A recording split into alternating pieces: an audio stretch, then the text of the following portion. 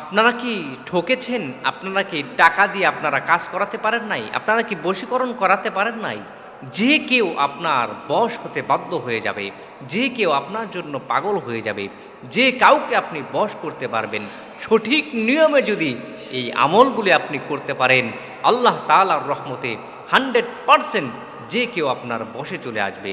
তবে আপনার মনে রাখতে হবে, আমল যে করছেন, আমল করার শুরুতে আপনাকে পবিত্রতা হতে হবে, পবিত্র হতে হবে।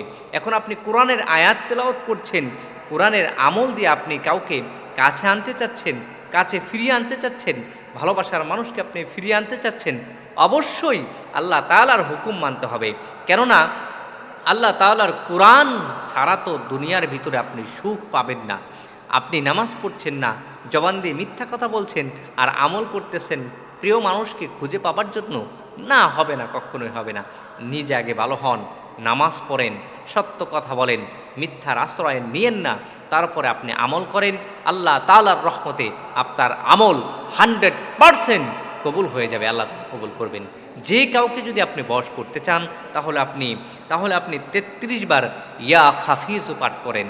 ইয়া হাফিজও যদি আপনি সঠিক নিয়মে পাঠ করতে পারেন, আল্লাহ তাআলার রহমতে আল্লাহ পাক রব্বুল আলামিন আপনার প্রিয় মানুষকে ফিরিয়ে দিবে ইনশাআল্লাহ।